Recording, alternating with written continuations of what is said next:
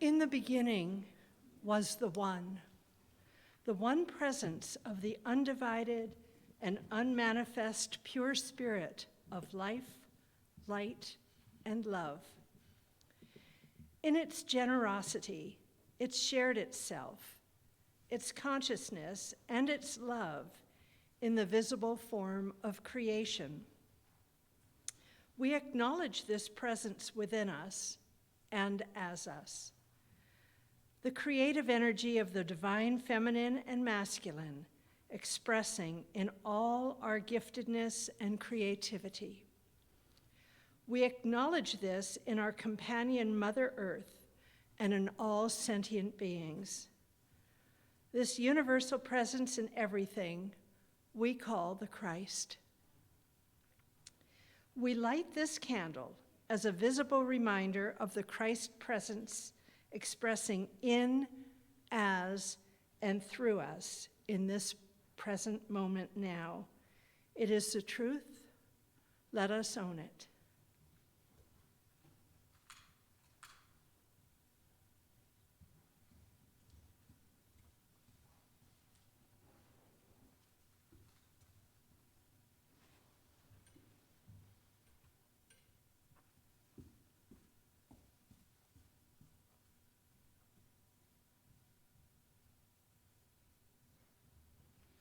Good morning. We'll be opening our service with a Ricky Byers song called All Good, All Good. Some of you may know it, and it may be new to some. There are words on an insert in your program, and there's actually only one word that changes each verse. So as you catch on to the melody, join in. Okay.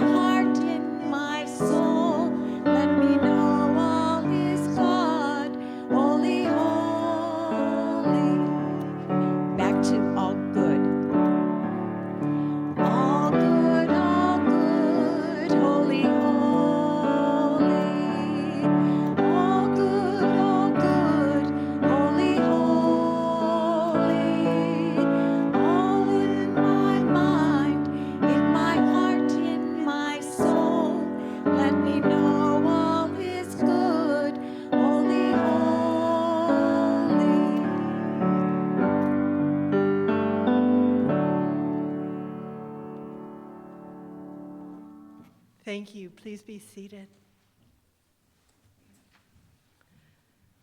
Good morning and Happy New Year still. I welcome you all.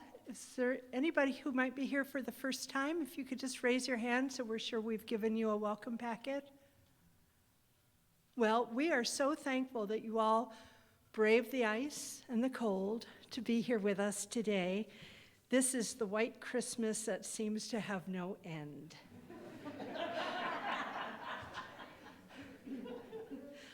I want you to know that we are a spiritual community dedicated to co-creating joyful lives through positive thoughts, words, and actions.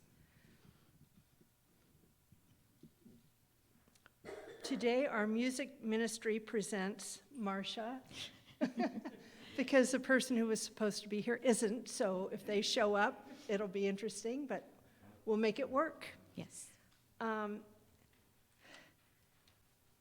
I do have a few announcements today. First of all, did you all get your white stone?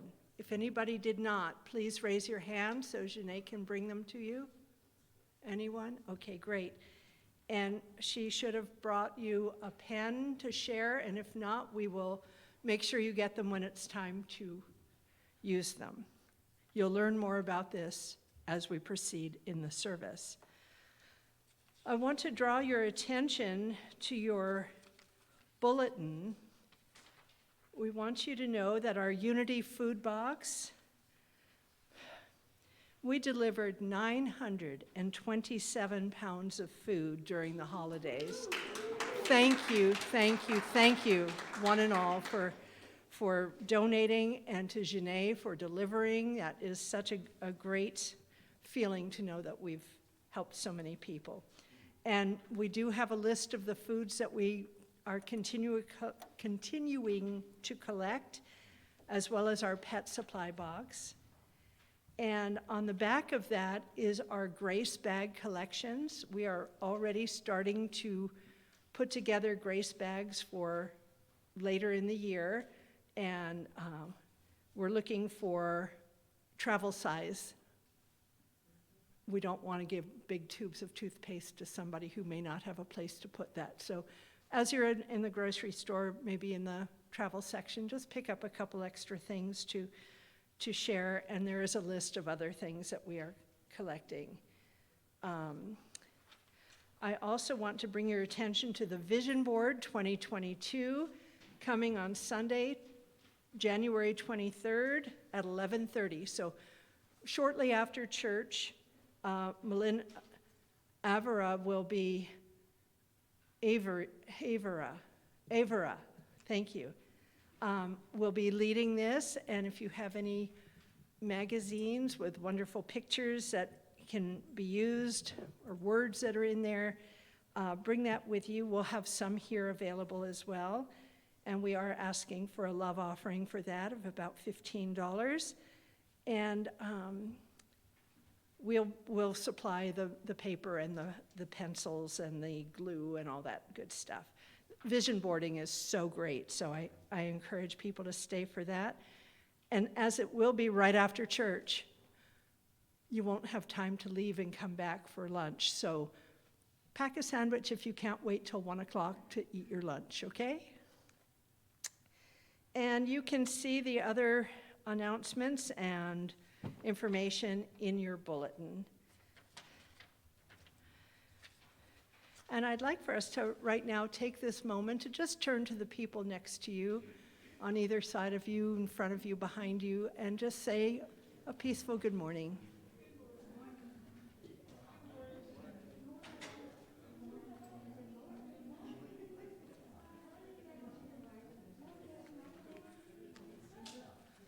Thank you.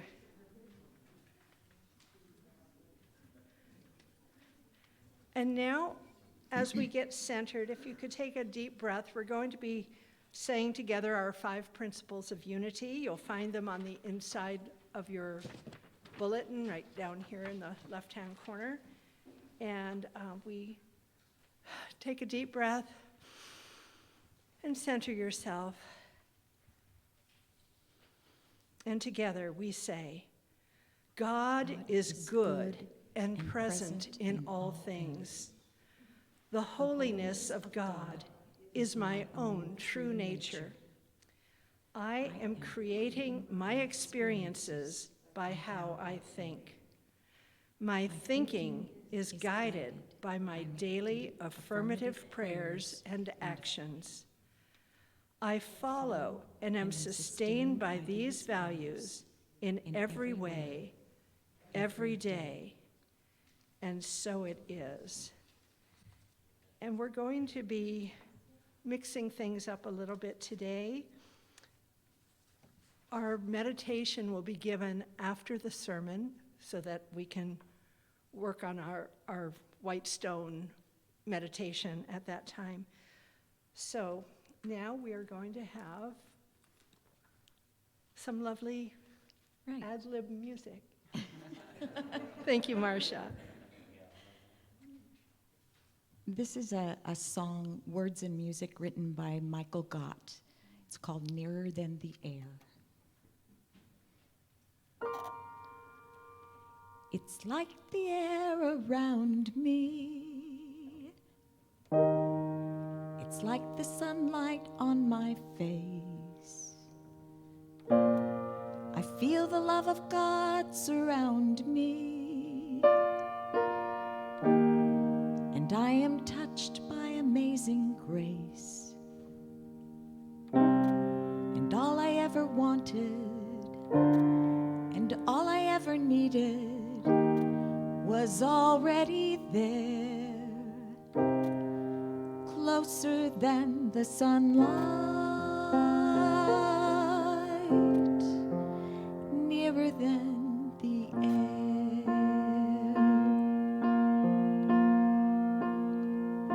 And I breathe in, and I am filled with the Spirit.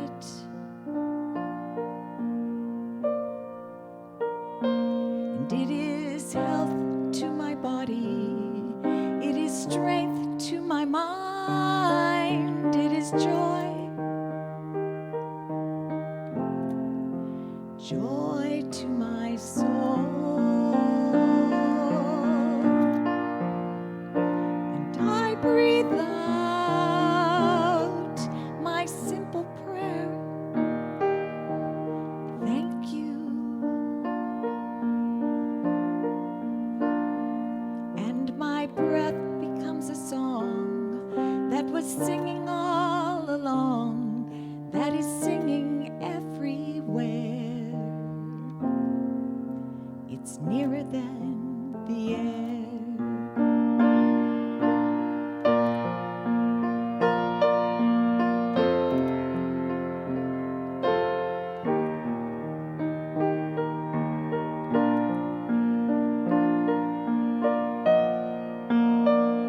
And I breathe in, and I am filled with the Spirit.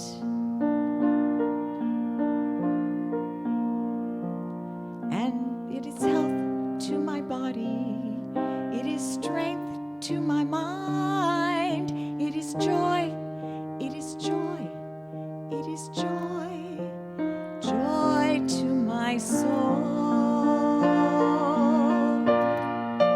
And I breathe out my simple prayer. Thank you.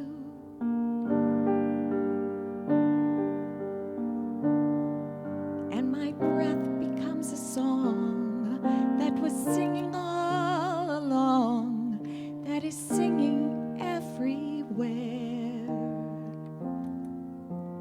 It's nearer than the air.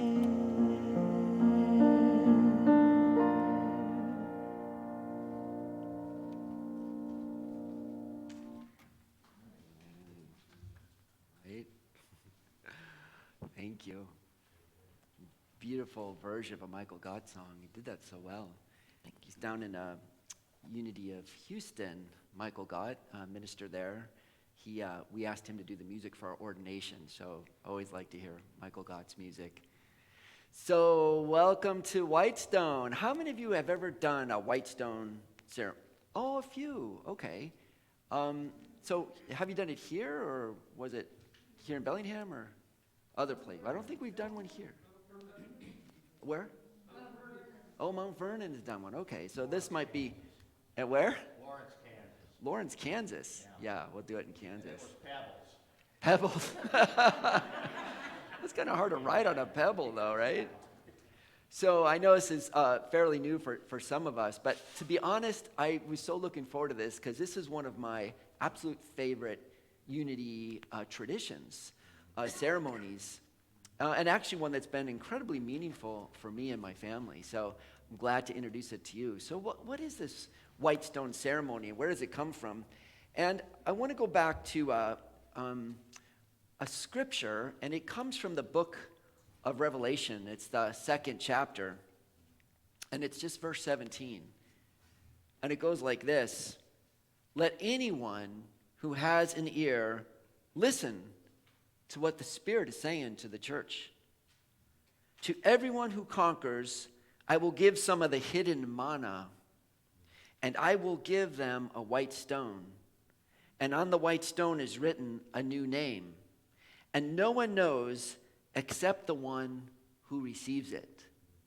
So this is sort of the basis of this whole white stone ceremony. Now, book of Revelation, well, we have a long talk about that. It's very mystical language, but it's all based on things that were going on at the time. It was not so much necessarily a prophecy for the future, but a way of talking to the people of the time who were being persecuted in a language that they would understand, in a language that would resonate with people who were on this path, which in the early church didn't necessarily always call Christianity. They called it the way, right? People on the way. So that was one of the ways people refer to themselves. So here he reaches out and said, for all of you on the way, here's something you need to recognize. And he says, I will give some of the hidden manna to those people who are alive with spirit. And you might remember that when the Hebrews were leaving on their exodus out of Egypt, they were complaining and they were saying to Moses, hey, we're all starving. You brought us out in the desert. What the heck, man? And now we have no food and we're starving. And so there was this prayer that went out. And what would happen is people would wake up in the morning and there would be like a crust on the ground. And they found that they could eat this. And it sustained them as this manna. And Charles Fillmore would say in his reflection on this verse, he said, yeah, and it's not that it's not important that we need sustenance, nourishment, physical nourishment and food. But the sense of this is there's also a spiritual sustenance.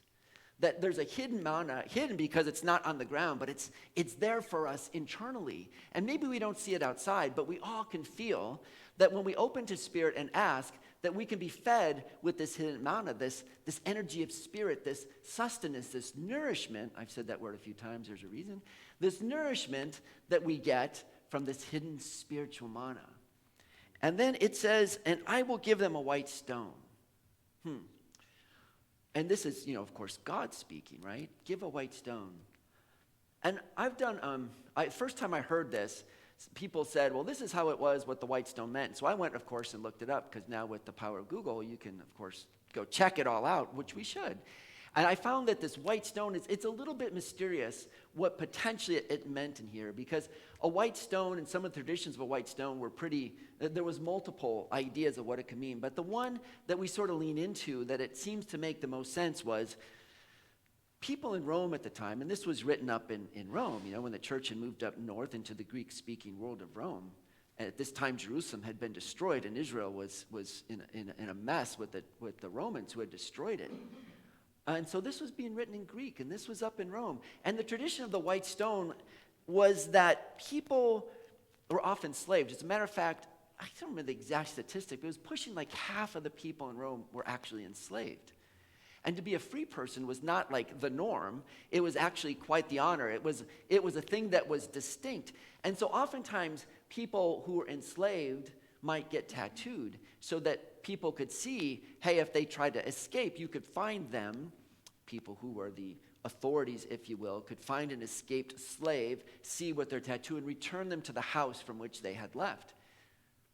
And there was a sense that if you had been issued a way to be free and to move out away from that slavery condition, that you could get like a judge, a magistrate, to find that everything was in order and that you indeed had passed through this process to be freed. And they'd give you a white stone and they would etch the judge's name or some kind of word so that if someone found you and said, "Are you an escaped slave? I see you're tattooed," you could pull this white stone out and say, "I'm free." You know, I'm free. There's a sense that I have been set free, that a higher authority has said, "No, not slaved. I am free to move to my truth, to my benefit, to the calling of my life without something in someone else," in that case someone else, but maybe in our case something else, or some condition or some ego consciousness that's tripping us up from moving forward into the fullness of our higher S self, the fullness of our ability, the fullness of our Christ potentiality, whatever that's holding us back from that, the white stone. Look, I'm free. Now what they put on the white stone was, I'm not, again, this is a little bit lost into the history, but most of the stories say some kind of magistrate signed it off. But we get the highest authority to sign off for us. We get the very highest authority to allow us to put something in a word and say, here's what it is that allows you to be free. And the verse ends with, "And on the white stone is written a new name, and no one knows except the one who receives it." And so by the end of this service today, where we're going is we're going to take that white stone, and what I want us to do, what we're being asked to do, what we're being called to do by Spirit is put a new name on that.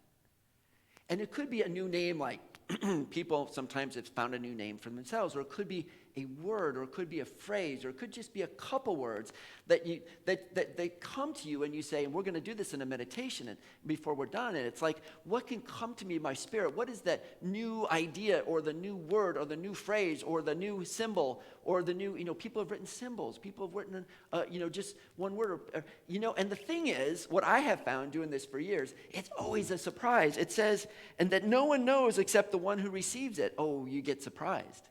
And you might show someone your word. Actually, I almost never have shown anybody my word because it's mine. And you might write the same word as I did, but it doesn't mean the same. This is my gift for me in my understanding of what something that can call me forward into this new year, into 2022 as a new piece. And what's interesting, I was going through a bookshelf the other night, and I found some of my old white stones that I had from years ago.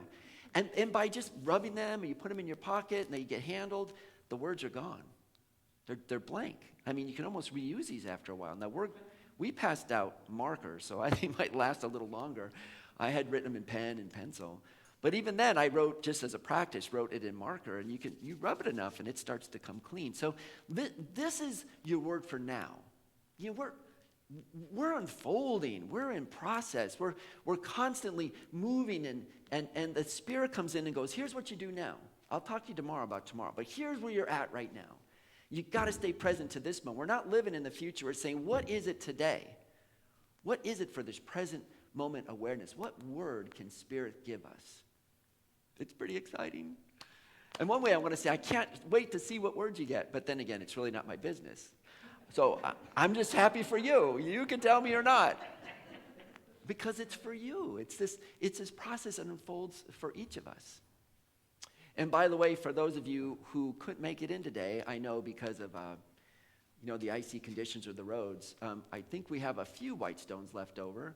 But if you're at home, you can at least for now just put it on a white piece of paper, what you get at the end. And if you want to transfer it to a stone later, that's fine too. It's mostly symbolic because we're being a little literal here, but that's okay. It's fun.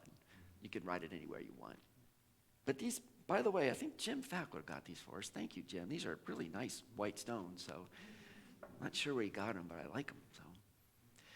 So we're going to do a meditation. But before we get into the meditation, I did want to share another piece, and I'll say scripture, but it's not. Well, I'll tell you why. It's from the Tao Te Ching. And the Tao Te Ching is ancient. It's older than the Christian scripture, of course, not quite as old as Hebrew scripture. But it's, hundreds of years before the Common Era, maybe around 700 BCE, I believe, is when we thought this man named Lao Tzu lived. Now, did he really live? And we attribute the writing of the Tao Te Ching to Lao Tzu.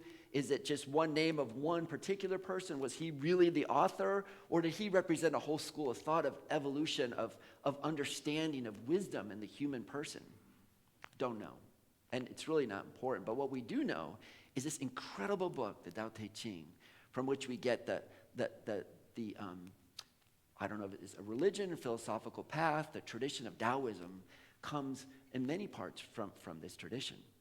And so I want to share with you one verse, and it's a piece from verse 8.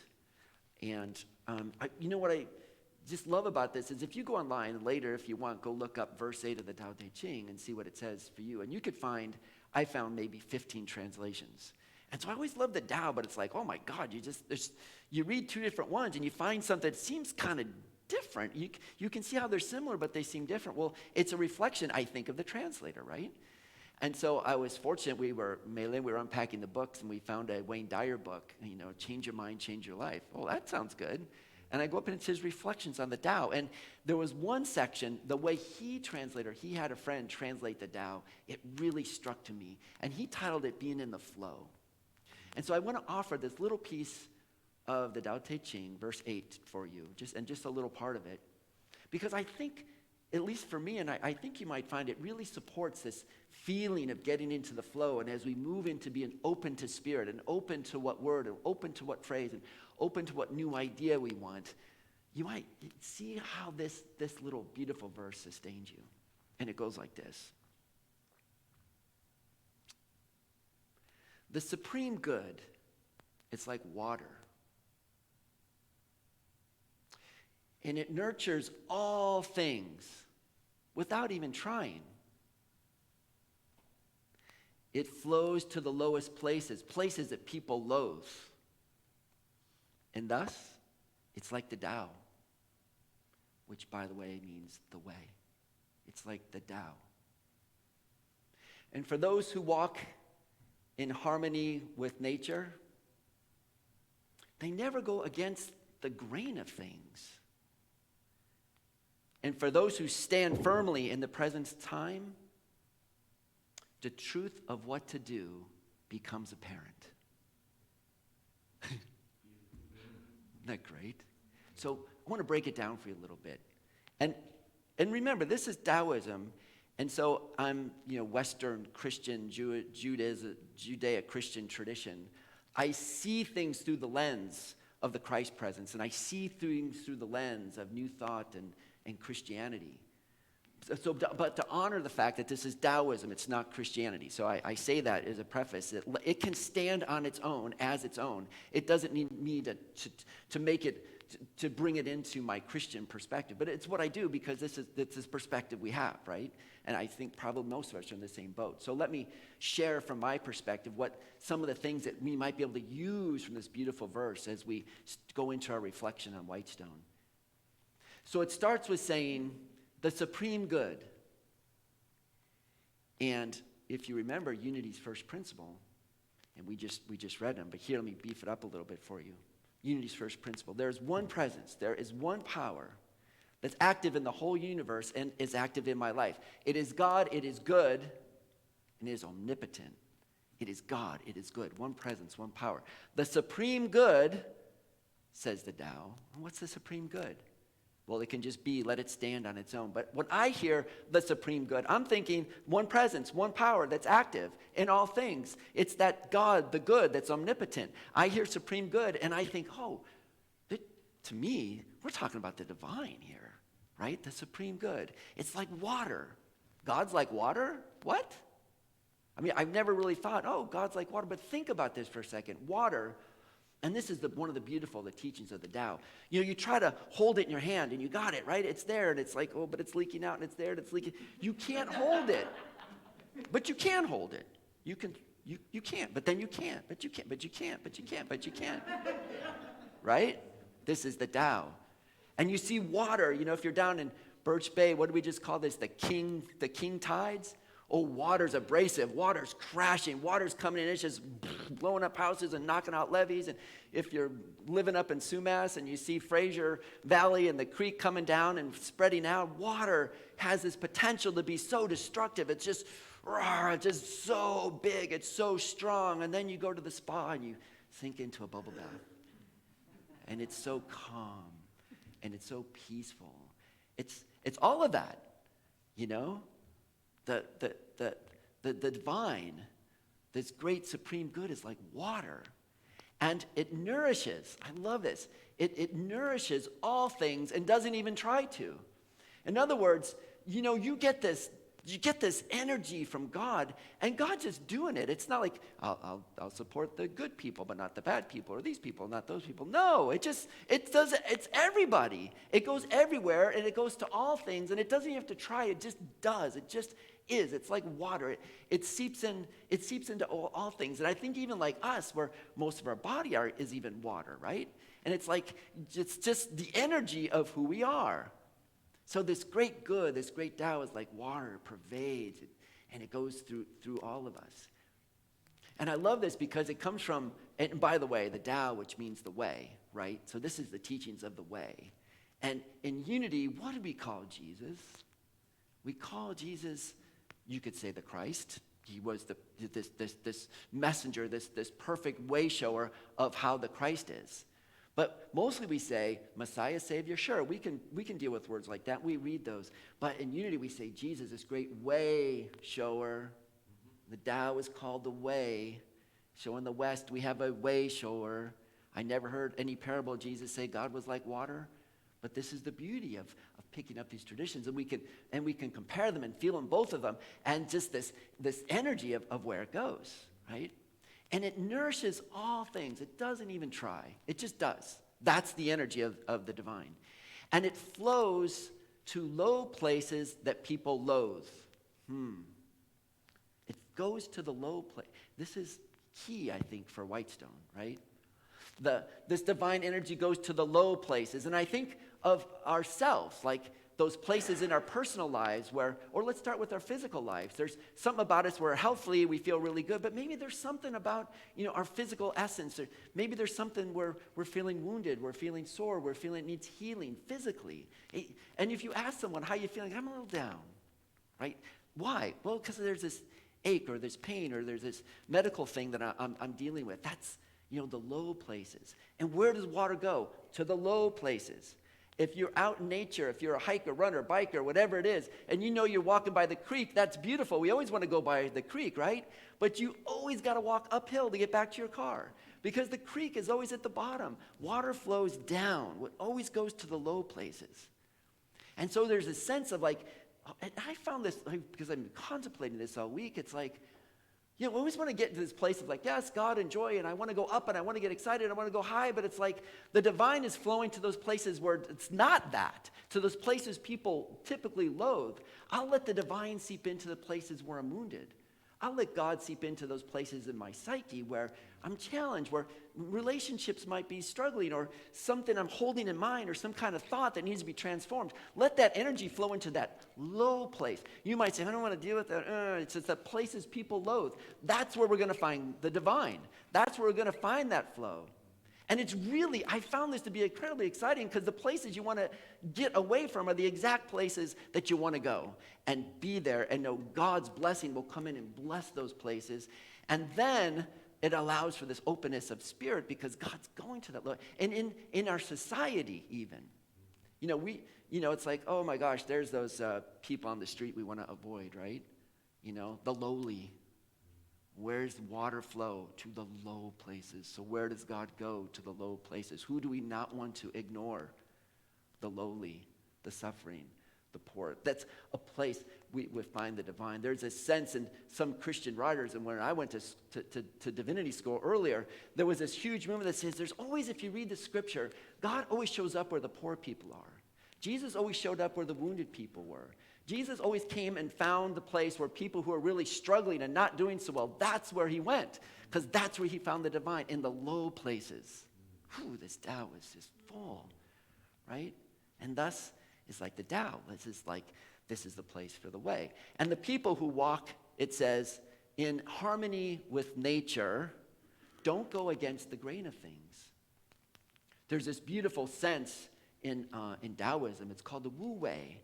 And what it means is, it means, these things are hard to translate, kind of like effortful effortlessness, where it happens but almost with no work, where the most we achieve when we get the most done is when we barely feel like we're working at all. It just sort of happens. Some of the examples are like if you're surfing and you get on the board, you see I don't do it, but you see the kids run out and they dive into the wave.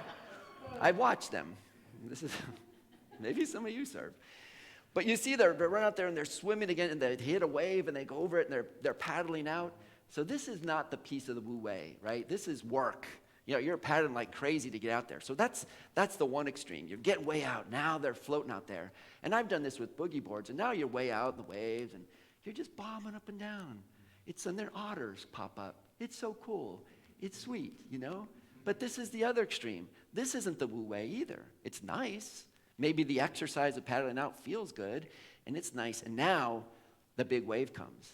And if you know how to surf really well, you start paddling and you jump up on the board, and now with barely a flick of your heels or your toes, you're like flying through the world. You're just like cresting down that wave. You're like going 1,000,000 miles an hour, and you see these guys, watch them on TV, and they're just smiling like, wow, they're just like flying down this wave, and they're barely making any effort, They're just sitting there balanced, and they're like flying downstream, This is the Wu Wei. That's what we're talking about. This effortless effort. Like, where do we find that place in life where we can just flow? Look at you guys. Abraham talks about this too. Getting in the stream and going downstream. You're in a kayak, right? And you're like, yeah, you can paddle upstream, and you're not getting anywhere, right? And then you turn downstream, and then with barely you put the paddle in the water as a rudder, and you're just going. You're making almost no effort at all, and you're steering around rocks and maybe kicking off a little bit. Effortless effort going downstream. We want to get in the flow. Is a lot of what it calls. Alan Watts. I was listening. Do you remember Alan Watts? He did all this, Christianity and Zen and Taoism and Hindu yoga and Vedanta, and he was this brilliant guy that introduced me. I was too young to understand at the time, but I got really excited about how do we see these world traditions and how can they play together? What can we learn when we really hold this? And he says, you still cut wood, but you always you find the way to cut the wood where the saw is just going to go, ooh. It's not like you don't work, but can you find, do you rip along look at Greg here. You know what I'm talking about when you cut wood. You don't want to go over the knot in the pine, right? Who do I know that cuts wood? But, you find the way to cut the wood where you're not, it's like, there's a way to do it. It's like, you find the word. This is what it says in this verse 8. He says, those who just walk in tune with nature, in harmony with nature, in harmony with the way of things, then their lives, so they don't get tripped up against going against the way of things. And the final verse says, for those who stand totally ready in the present, then their decisions about the truth of the right thing to do become obvious. And it's like this energy, this Wu Wei again. You don't want to be like totally caught in the future and anxiety. What's going to happen? I'm so worried. This isn't going to work. And this is a lot of effort to be so anxious about the future. Nor do we want to be caught over here in the past about, I know I really blew it. What happened? This is terrible. Get caught in that game and shame and guilt stuff. You don't want to get, we're caught in that. That takes a lot of effort in there. But when we stay in the present to be the truth of who we are and know about the knowledge of what is the thing the truth of my next step. There you're on the surfboard and you're going, I'm in the flow of spirit. I know what's mine to do. I know which way to go. This is what I'm suggesting for the white stone. Can we get into that groove? Can we get into that place where we go, this is the truth of what I'm not going to worry about the past and the future. I'm just going to stay in the present. Like, what's mine to do now? What is Spirit asking me to do now? Staying in the truth of nature, which you could say is your physical nature, or your psychological nature, or your spiritual nature, being totally in that flow and being willing to move forward in that way. Staying in that Wu Wei energy, I said there's another great, and if you feel this, anyone here sailors? I mean, we're here in Bellingham, probably sailors. Yeah, I know a bunch, right? So that feeling like you're on the boat, and it's like the wind's pulling, and you're just barely pulling against the rope, and the wind got you, and you're tacking just the right way. You find there's a lot of forces, just like there's a lot of forces in life. But it's that beautiful feeling when you get just in that zone where you got the rope just right, and you're in the wind, and it's going, and you're just flying in the waves in the ocean, That's the Wu Wei, in the zone. So that's where we're going, and that's what I want to suggest to you. After we have a song, we're going to go into a meditation. And after the meditation, we're going to have a chance to write down your word, whatever comes to you for this white stone. And I'm suggesting maybe try to find that place where you're in the zone, where spirit is just flowing, where you're not fighting it. It's like, oh, that's not the right word. I want that word because that's the word I think it should be. No. People do this, right? I got a word, but I really wanted this one, So heck with spirit. This is what I want, Surprise yourself. See what comes. See what flows. Just, be in the Wu Wei. Be in the energy of things. So I'll share this with you. One time I had a teacher said, when you give a verse like this, say it more than once because it's hard to remember. It's verse 8, okay?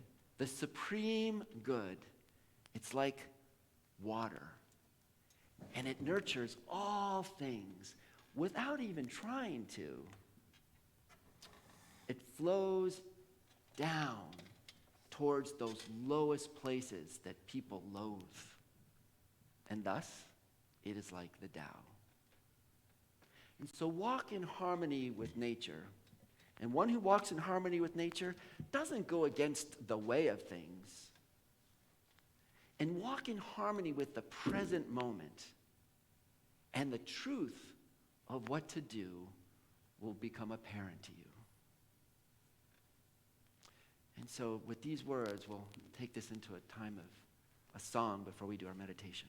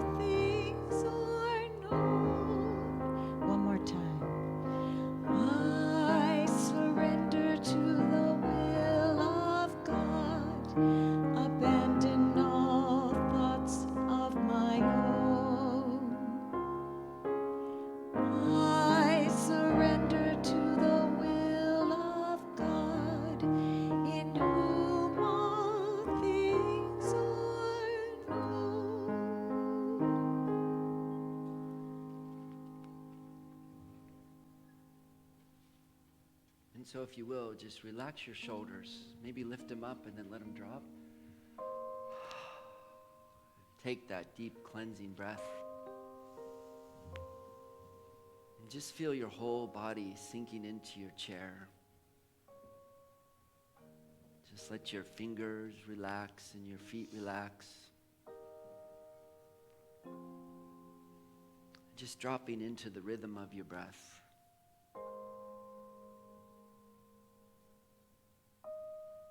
Now we just sort of move from this place of energy of our day, of the busyness maybe that's coming later, or wondering what we'll put on our stone. Just let all that go for a second. And imagine you're just walking away from all the energies and the voices and the distractions. And you find yourself deep within yourself, and you see that very temple, whatever that looks like for you. And the doors open, and you always walk in, and there's a golden ball of light, and that light fills this temple of your being.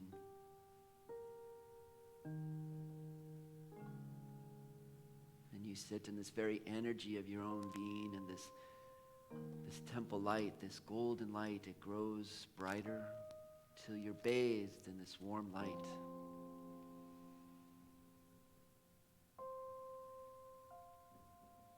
And you sit in this warm light, and you notice there's a creek flowing through your temple. There's birds chirping outside.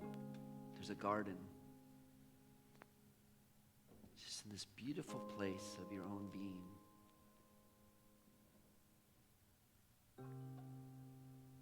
And in this place, you recognize the truth, and you claim the truth of who you are.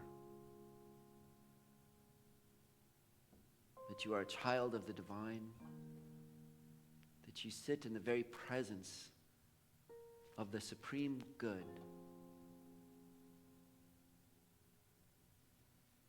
That in your heart, in your soul, in your spirit, you are always nurtured with the gifts of spirit.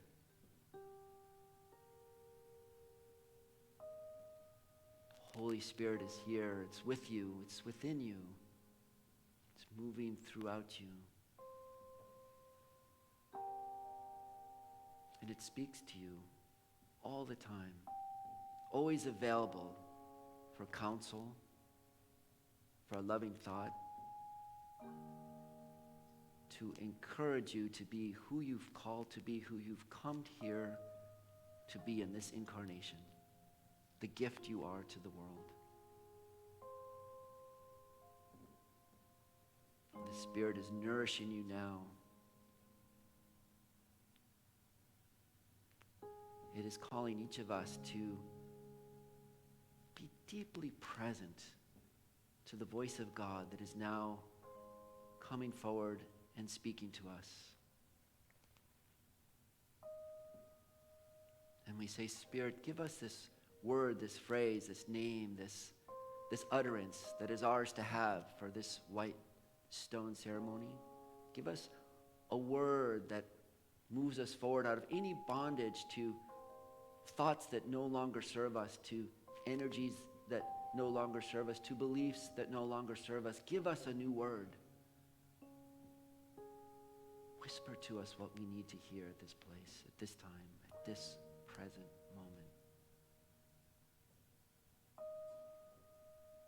As we sit here, we are open. We are receptive to our good. We say yes to the presence of God, to the Holy Spirit itself. And for the next minute or so, I ask you to come back to the room with your stone in your hand. Take your pen and just etch down the name, the word, the phrase that has come to you in this meditation. This word that nourishes you. This name, that word that Spirit has given. And we'll take a minute.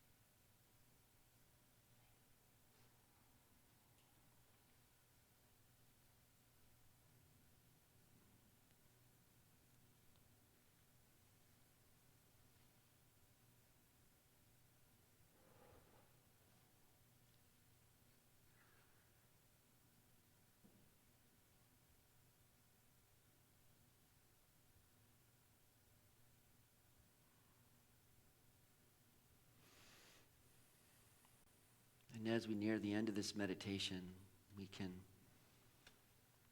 just kind of hold these stones close to our hearts. Maybe don't put the ink on your shirt.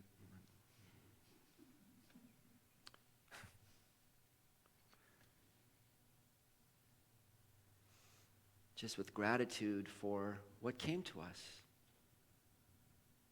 And if the one word didn't come at this moment, it's okay, it will come. And we'll keep it in our stones, which we can keep in our pockets or our purses or our backpacks and carry with us. And know this word is part of a plan, a divine plan that is unfolding in our lives, that Spirit has given us to guide us, to lead us forward into 2022 in this new way. And maybe the word surprised you and you don't really know what it means, like mine. That's okay. Let it unfold. Let it be. Stay true to the present moment. And follow our way shower. And stay true to the way. Stay in the zone. Stay in the path of love. Stay in the flow of Spirit. Move with divine purpose. And we shall be transformed. And so it is. And so it is. And so it is. You know, I'm really curious to what you wrote, but I won't ask. It's your word. It's your word. Yeah. Okay. And amen.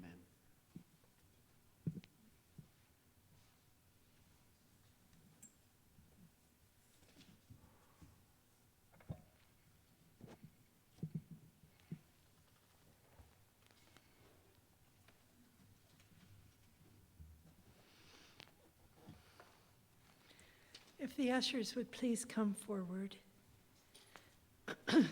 We've reached that part in our service where we have the opportunity to practice the abundance that we are.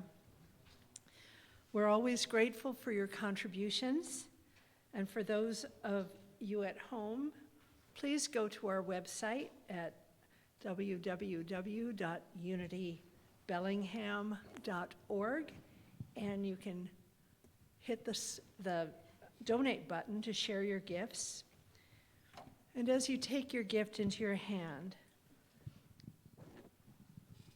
hold it to your heart and affirm quietly to yourself, I give freely and joyfully, for God is my source, and I have abundance in all areas of my life.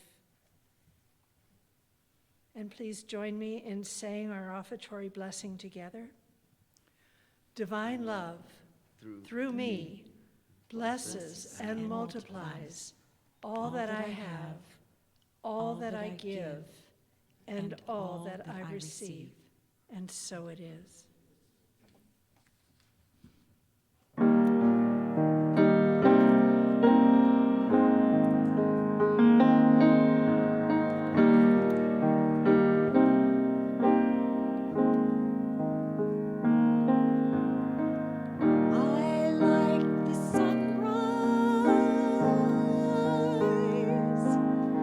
Because it brings a new day.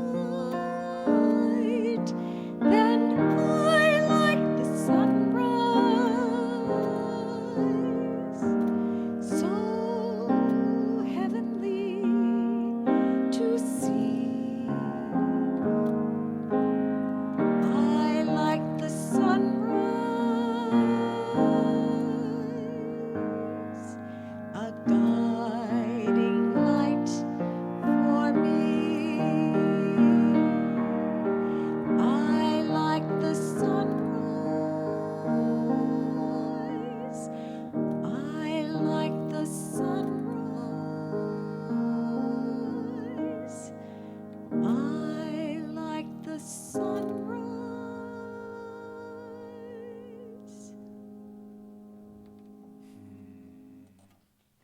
You did catch that the sun was streaming in on you.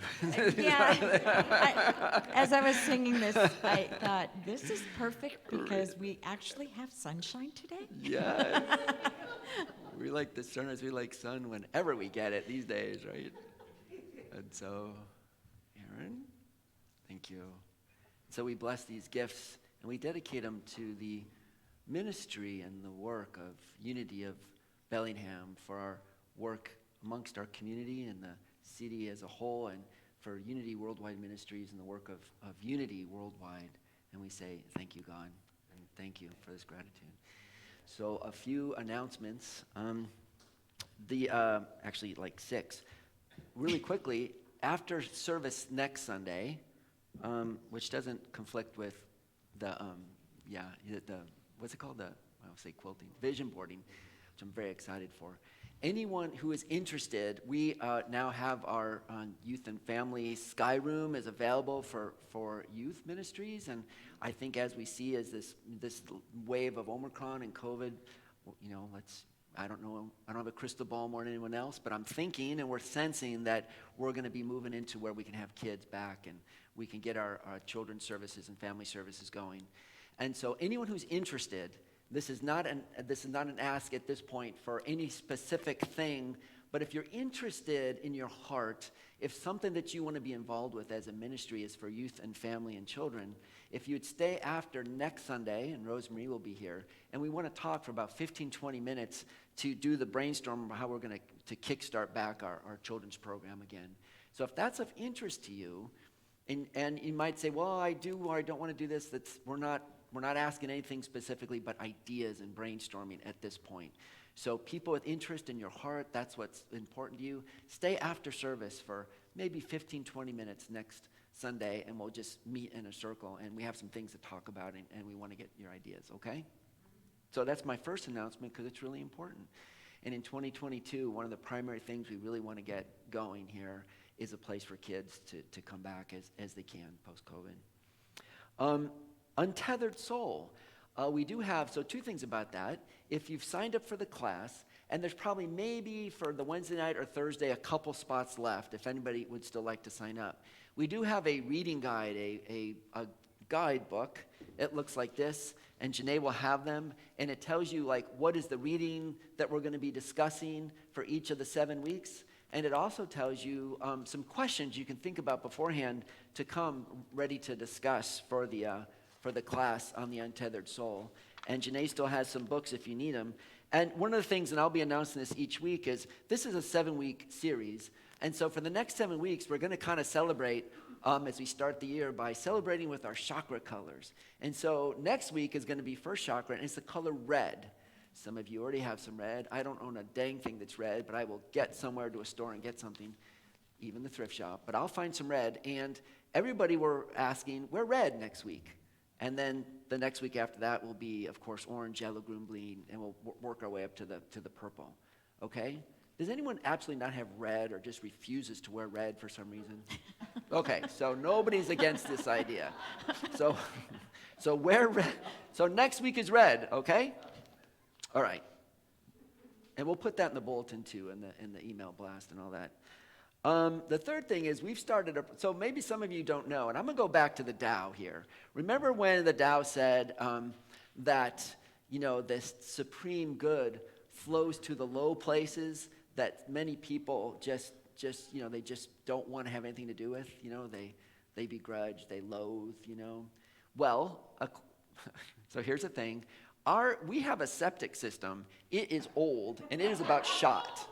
So we're starting a fund that we've lovingly called the Sludge Fund, because we have this opportunity. The city is redoing the roads out in front. They're going to widen the roads. I don't know if you knew that. And somewhere maybe March or April or May, we're not really sure. We're still meeting with the city folks to find out, but it's coming very soon. We're going to have the opportunity with that street opened up to run a sewer line from here to the street. And this is really good. And it's going to be, we don't have an exact number. It's like the 25 to 30,000 range, something like that. So we've started a fund, and Deborah, actually, and you'll see this coming up, we're going to have little pipes that mimic, sometimes you see a thermometer about how you raise the money. We're going to have sewer pipe pieces. And as you... We have 30 of them. Each one's about $1,000. And as we build our sewer line out to the street, we will be changing the color of those sewer line pieces. So we know that, we've reached our goal. And we've lovingly called it the Sludge Fund. And this thing about the Spirit moving to the low places, okay, this is a great example. And just a side note, we talk about, and thank God for these great scientists and doctors, and they've made, antibiotics and vaccines and all the beautiful breakthroughs in medicine. And we think this has really supported human health and public health. And it has, no doubt. And we're so grateful for those people. But one of the biggest changes ever in human history for human health has been water and wastewater treatment. And once we got a handle on bringing clean water and moving wastewater out for repurposing, it's been like miraculous to humanity. So just a shout out to any civil engineers here. Thank you for your work. It's a profession that doesn't get enough praise. And anyhow, I'm selling the Sludge Fund. It's important. Healthy sewer systems is a healthy thing, and it's a good thing. And remember where the supreme good flows, to the low places. So we're celebrating the Tao. We're celebrating. Anyhow, that's not the reason I chose that one, but if it works, it works. Okay. By the way, and I don't know, I'm just going to let you guys know this, but we found out that when Phil Pearson was here, I've been learning the history, right? And they had a group that was Unity of Bellingham, and they said, we're big enough, let's get a minister. And Reverend Phil Pearson, who's still alive, he's in Reno, and I got his phone number. He came here as an interim minister for a year to kick off Unity of Bellingham in 1961, which means last year was our 60th anniversary. And of course, it wasn't a year for big celebrations, of course, with COVID and everything. But if things go well, we don't want to miss that, right? So just a heads up, start thinking about that, putting it in our bigger community consciousness, that we can say we have a 60th anniversary, which is a big deal coming up. And I like something this summer would be, post-COVID, where we can get outside and actually have a fiesta. Sounds like a good idea. Right? Okay, nobody's against that. That's good. All right. Nobody's against red and nobody's against parties, so we're in good shape. So 60th anniversary, that's a good thing. Also, anybody who, if you're not yet, consider yourself a member of Unity of Bellingham. We are going to do a membership class. It's going to be 4 sessions. We're going to stay after service for 4 Sundays in a row, starting February 27th. And so we're going to use Emily Cady's Lessons in Truth. And it's a brilliant book if you haven't read it. And when Myrtle and Charles Fillmore were trying to found unity, and people kept saying, well, what is unity exactly, and what do you believe? And Charles and Myrtle went like, Emily, what do we believe? She was like one of their master teachers. So in their Unity magazine, in monthly publication, she kept writing chapters of her book and publishing them. And it's still, it's 100 years old, but it's a brilliant piece of New Thought literature. And so we're going to, even if you are a member, but you want to go back and do a quick refresh on some of the foundational teachings of unity, Lessons in Truth, you can buy the book. There's some in the library which you can check out. I think there's 3 or 4 over there. But for me, it's one of those books where you might as well get it, because you're going to end up underlining so many things that, and then you have to get a new one because you have to re-underline things. And then, so that's coming up. We'll keep reminding you of that. It's still more than a month away, but membership class. The final thing is, we just want to make a note, and, unfortunately, we know we're in the middle of this Omicron surge, and talk about all the details of that. But thank you, everybody, for wearing masks. For those of you who don't know, we've separated, we've moved the chairs further apart, we've created distance, people wear a mask. And a few people have said, can we remind everyone that we're still fist bumping and elbow bumping, and we're not hugging so much, because many people with COVID still do not feel very comfortable with, trying to get too close. Oh, I know it's so hard, we all want to hug, but we're almost there. This too shall end, and we'll be back to hugging soon enough. I don't know when that day is. I don't have that crystal ball, but we'll get there. But for the meantime, so that everyone can come and feel as safe as possible for their hour here, we just want to, we've been asked to share that, and so it's a good point. You know, we still need to be careful. So, okay, sorry, long announcements, but Okay, that's one it. more song. Yay. Please stand. I think you'll know this one. So let's see.